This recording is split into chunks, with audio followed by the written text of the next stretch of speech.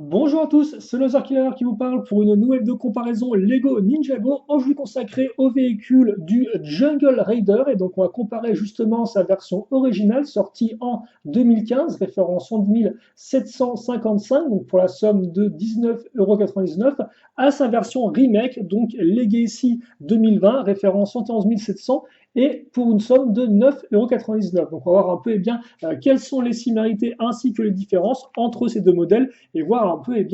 comment les choses ont changé en 5 ans. Et en premier lieu, nous passerons sur les figurines qui auront le droit à leur propre vidéo comparative par la suite pour effectivement se concentrer uniquement sur les deux versions du buggy de la jungle. Donc d'un côté la version 2015 et de l'autre la version 2020. Déjà en termes de taille, vous noterez que la version 2020 est bien une version réimaginée réduite de la version originelle, car en effet en termes de dimension, on aura du 8 de hauteur par rapport à du 6,5 de hauteur, du 19,5 de long par rapport à du 14 de long, et enfin du 12 à 14 de large par rapport à du 6 à 8 de large. Donc on va dire grosso modo qu'on a un véhicule 2020 qui a perdu un peu un tiers de sa dimension par rapport à la version originelle du véhicule. Vis-à-vis du schéma de couleur, par contre, on aura sensiblement la même chose, du vert, du gris foncé, du noir et du doré, même si les proportions ne seront pas exactement les mêmes. On peut par exemple noter que du fait de l'aspect plus compact du véhicule 2020, le vert est beaucoup plus dense, tandis qu'effectivement là, le vert a tendance à être un peu réparti avec des taches de gris ici et là, justement du gris foncé qui ressort moins sur la nouvelle version, et quant au doré, c'est un peu différent, car en effet sur les roues par exemple, auparavant avec ces parties-là on avait beaucoup de noir, tandis que là maintenant ça a disparu et donc on aura juste du doré. Par contre, auparavant on avait une grosse lame sur le côté qui faisait ressortir le côté doré, or là maintenant sur le côté justement doré, l'aspect doré ressort beaucoup moins. Donc c'est au moins déjà ce qu'on peut en dire pour les couleurs, mais qui reste quand même très proche malgré ces petites différences. Toutefois, plus intéressant que les couleurs ou les dimensions, selon moi, ça va être le design du modèle, car certes, les deux ont des formes similaires, mais pas identiques pour autant, à commencer par le capot, qui certes a une forme courbée ici et là, mais comme vous pouvez le remarquer, auparavant, on avait un système de lance-missile à ressort caché, ce qui veut dire qu'on devait avoir un déclencheur qui allait diviser la partie avant de la partie arrière du véhicule, qu'on ne va plus du tout retrouver sur la nouvelle version, car en effet, les lance-missiles ont été supprimés du fait d'une question de taille, et d'ailleurs n'ont même pas été remplacés par des lance-tenons, je tiens à dire, donc on peut applaudir l'effort. Mais ce qui veut surtout dire que le capot et la zone du cockpit vont être maintenant carrément rapprochés l'une de l'autre, évitant ainsi de créer des trous comme c'était le cas auparavant sur la vieille version. On pourra quand même remarquer des similarités, par exemple la partie de lame dorée qui va être reprise aussi sur la nouvelle version, même si forcément la pièce ne sera plus la même. Quand on va enchaîner avec le cockpit, on va se rendre compte qu'on a une cage de protection qui est relativement similaire à l'ancienne, hormis quelques petites pièces ou éventuellement les couleurs qui vont changer. Non, par contre, ce qui va être véritablement intéressant, je pense, c'est qu'auparavant, le cockpit semble beaucoup plus enfoncé dans la carlingue du buggy, tandis que maintenant, c'est beaucoup plus plat, et donc on aura moins l'impression que le personnage est un peu enfermé dans son véhicule. Si on enchaîne avec le spoiler maintenant, on va se rendre compte que là par contre la construction est presque la même. On aura juste l'orientation du katana qui va changer, et forcément du fait des proportions, la taille du spoiler à l'arrière sera réduite. Là auparavant où elle faisait genre 8 et quelques tenons de long, là elle sera réduite à 6. Par contre, vous noterez aussi qu'auparavant on avait un système d'accroche de plaques, ma foi, assez brut de décoffrage, qui forcément, du fait de la réduction de taille, sera beaucoup plus propre sur la nouvelle version. Et d'ailleurs, cette dualité entre un côté un peu brut et un côté un peu plus propre, entre la vieille et la nouvelle version, va aussi se retrouver à l'arrière du véhicule avec le bloc moteur. Auparavant, en effet, on avait juste deux pièces toutes simples, aucun détail, et d'ailleurs, on pouvait aussi remarquer que l'arrière, c'était littéralement juste la plaque, enfin la pièce laissée à nu, tandis que sur la nouvelle version, on aura effectivement quelque chose de plus détaillé, avec même une pièce courbée à l'arrière afin de rendre l'ensemble plus propre. Et c'est d'ailleurs pareil sur les côtés du véhicule. Auparavant, on a carrément une sorte de grosse barre qui ressortait, ainsi qu'une pièce rouge visible en dessous, tout comme le système ici de poutre et de suspension,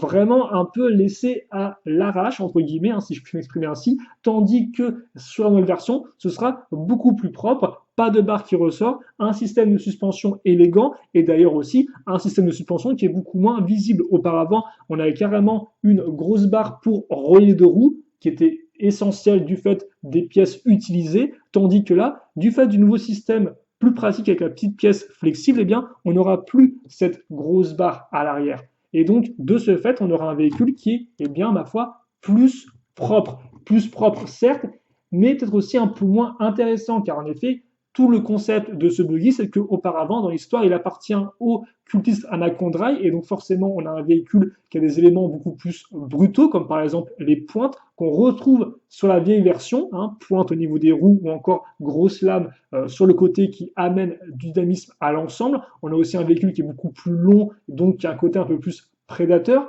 et tous ces éléments-là eh bien, vont disparaître de la nouvelle version. Justement, on n'aura plus de pointe sur les roues et le katana sur le côté qui est censé représenter cette forme-là sera beaucoup moins imposant. Et donc de ce fait, on perd carrément le côté un peu sauvage qu'avait le précédent véhicule. Et ça d'ailleurs, on va aussi le retrouver au niveau des proportions. En effet, auparavant, on avait vraiment des grosses roues massives avec des pneus assez gros, tandis que là, ce sera beaucoup moins visible. Et surtout, auparavant, on avait des espaces un peu vides. Par exemple, l'arrière du véhicule,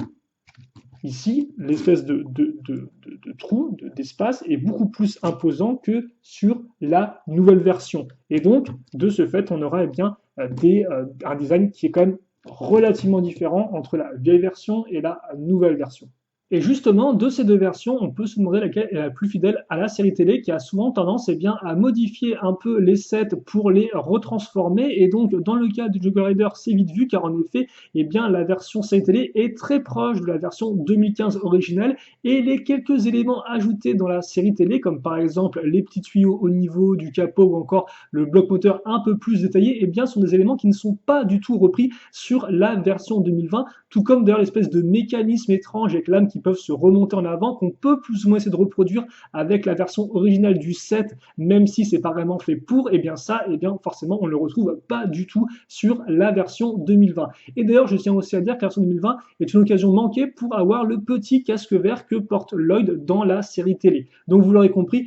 une version 2020 qui ne s'entache pas du tout de la version animée du véhicule, qui est donc beaucoup plus proche de la version originelle du 7. En conclusion, je dois vous avouer que choisir entre l'un de ces deux modèles eh bien, est assez compliqué, car en effet, c'est un peu comme choisir entre la raison et le cœur. D'un côté, la raison avec la version 2020, qui a une technique beaucoup plus propre, sans éléments qui ressortent de façon un peu moche, comme c'est le cas sur la version originale, par exemple les barres, les petits trous ici et là, ou encore le système de suspension qui fait que quand on appuie dessus, eh bien, ça racle le sol, contrairement à là où c'est eh bien, beaucoup plus net et propre. Mais malgré ça, il y a quand même le côté cœur qui est représenté avec la version originelle, et justement un côté cœur qu'on retrouve déjà avec un dynamisme que n'a pas selon moi la nouvelle version. Effectivement, la nouvelle version est très carrée, très compacte si vous voulez. Or, la version 2015, certes, elle a des trous, mais aussi des trous qui sont utiles. Par exemple, l'espèce de grande partie ouverte à l'arrière eh bien, contraste avec la partie solide à l'avant et est renforcée justement par l'aileron qui part très en arrière, tout comme les lames sur les côtés. Et donc tout ça eh bien, donne un côté vraiment rentre dedans au véhicule, un côté beaucoup plus sauvage, prêt à foncer, prêt à bondir, que je ne retrouve pas sur la version 2020 qui m'a l'air un peu plus pépère dans l'idée. Tout comme d'ailleurs la présence des pointes, hein, aussi bien au niveau des roues que sur le côté, là encore, qui au final eh bien, révèle l'histoire du véhicule, le fait qu'avant c'était un véhicule Anacondrail qui était modifié par Lloyd, et donc justement qui donne du charme en plus, une petite étincelle si vous voulez, une étincelle qui a complètement disparu eh bien, de la nouvelle version du véhicule qui justement eh bien, elle se veut beaucoup plus clean. Au final, on dirait presque qu'on a affaire à un buggy Lego City, mais certes en plus gros et certes avec des katanas. Mais hormis ça, il n'y a pas d'éléments justement qui poussent un peu à l'aventure comme c'était le cas sur la version classique, malgré tous ces petits défauts justement, parce que là forcément c'est compliqué de regarder et de ne pas les voir maintenant, hein, qu'ils apparaissent quand on compare à la version qui est beaucoup plus peaufinée. Donc c'est pour ça que moi j'ai un peu de mal vraiment à choisir un meilleur, parce que vraiment mon cœur définitivement en termes du design penche plus vers la version classique, mais je ne peux empêcher de reconnaître les avancées qu'a fait la version 2020. Donc en soi, j'aurais presque aimé justement un remake plus fidèle à la version 2015, dans le sens où elle aurait repris ce côté un peu animal qui pour moi faisait la spécificité du véhicule de base et que là, c'est bien, on ne retrouve pas. Voilà, on a la forme, on a les suspensions, le mécanisme, ça roule, mais il manque la petite étincelle. Voilà, donc c'est un peu dommage, car pourtant c'est un très bon véhicule techniquement parlant et aussi qui a un bon prix. Ça, je vais pas revenir dessus. Donc voilà, mon avis là-dessus. Vous n'hésitez pas à me dire ce que vous avez pensé de cette vidéo, de ces modèles surtout, lequel vous préférez entre la version 2015 et la version 2020. Et puis pour le reste, eh bien, je vous souhaite de passer une bonne journée, une bonne soirée, une bonne tout ce que vous voulez. Et à la prochaine. Salut à tous et à toutes.